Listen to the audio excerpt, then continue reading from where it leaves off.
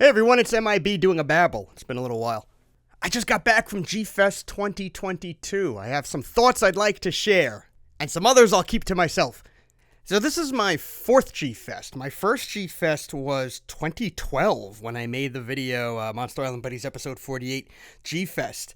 That was 10 years ago already. That's insane, first of all. And that G-Fest and the two after that I went to were held at the Crown in Rosemont, Illinois. This year it had moved across the street and down the road a little bit to the Hyatt Regency, a bigger, nicer hotel, which I'd stayed at previously when the Crown was sold out. So although this was my fourth G-Fest, this was the first year I'd ever brought my mask and hoodie and walked around the floor as Monster Island Buddies.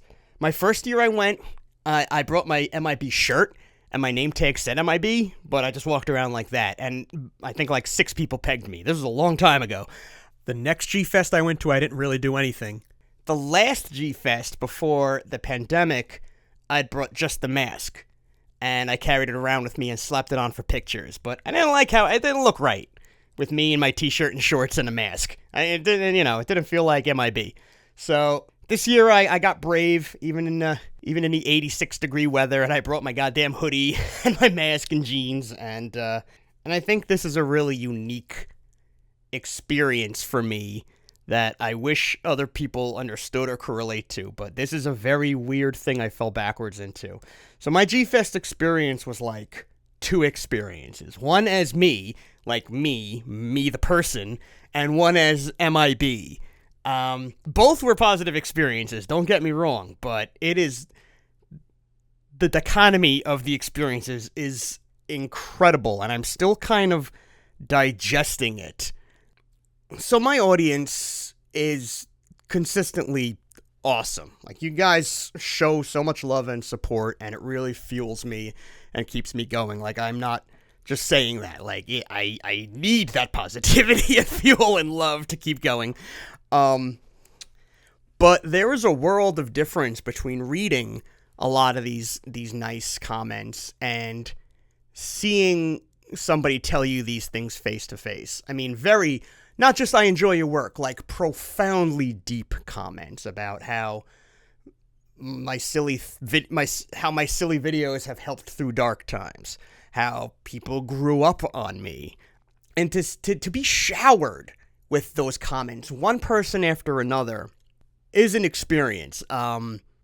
Being like showered with praise and accolades, it's not a thing I handle the best.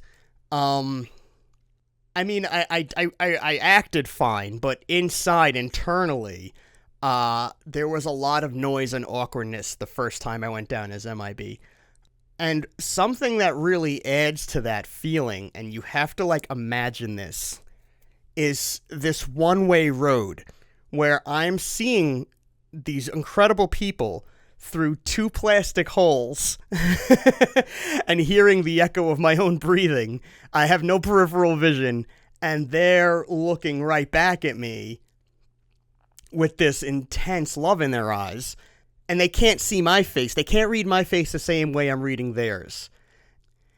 Honestly, I think wearing a mask makes that easier for me to handle. I mean, it was still weird and surreal and hard to handle, but had I had to not wear the mask and worry about my facial expressions, and that's something I worry about because I can't really control my facial expressions a lot, I think having the mask between us gave some comfort, but also really provided this dream-esque sensation to the whole experience. I wish I knew.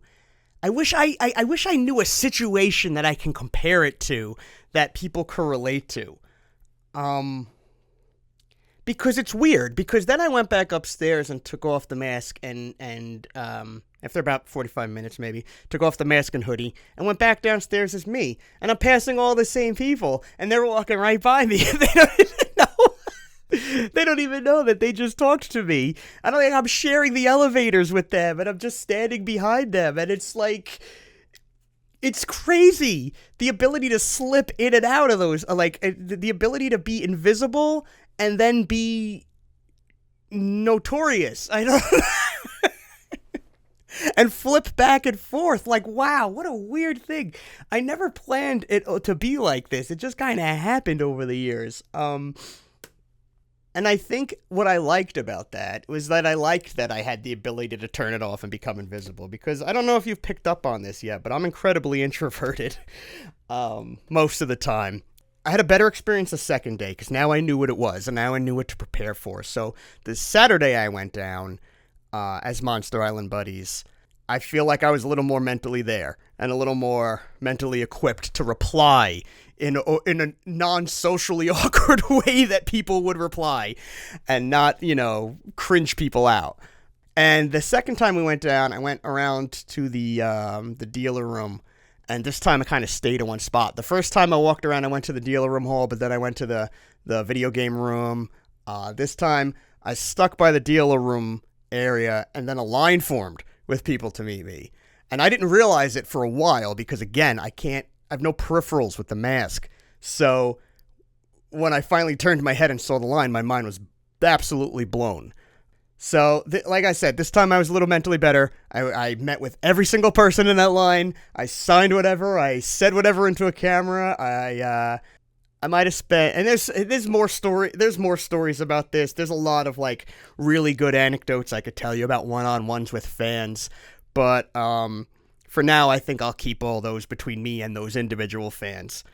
But needless to say, it was a really special experience to be at G-Fest as MIB. Rolling it back, though, being at G-Fest as me, just regular old me, also a special experience for completely different reasons, because I also like to geek out when I meet people I really admire and like.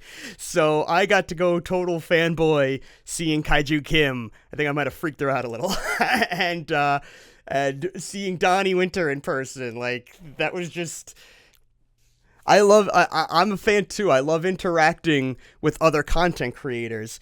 And I think a big part of that is because they, content creators understand what other content creators are going through and the battles they have to fight and the creative process and such like that. So I got to meet in person for the first time a lot of new content creators that I've been in contact with for a while.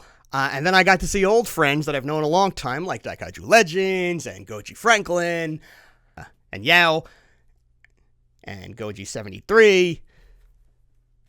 And I felt like I didn't miss a beat. Like I saw them every time I saw one of them. All the love and admiration I had for them just came right back. Like I saw them yesterday, and I felt comfortable and at home talking to these friends. G-Fest in general just has this feeling of being at home for me. I mean, there's something to be said about staying at a hotel where you can leave the room and just walk around and you know that there's a good chance anyone you see is there for Godzilla. And and there's also a good chance that you'll run into someone you know. Being in a community with a shared purpose reminded me of being in college and just walking around a campus. I didn't leave with a huge haul this year, but I did get some cool things I'll show you. These are from the YMSF booth and the Tempting Toys booth. I got the YMSF Wolfman that I've been waiting for years. I think they showed the first prototype of this 4 years ago, maybe more. So I'm so happy to finally have it. I also picked up a Hedorah in flying form carrying a Godzilla and this little sea serpent guy. And then that came with this free little Hedorah. I also bought this art book that I've been actually looking for a little while now, so it was a real surprise to see it at G-Fest. And it's from this 1998 art exhibit with just 90 different artists and their interpretations of Godzilla. It's making for some great scans that I could put online.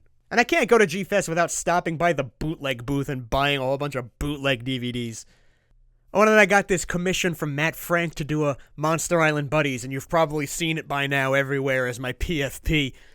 And this is one of two things I had planned to get at G-Fest. In the weeks leading to G-Fest, the only things I was saying was, I want a YMSF Wolfman, and I want a Matt Frank commission. And I'm so glad I was able to get both of them.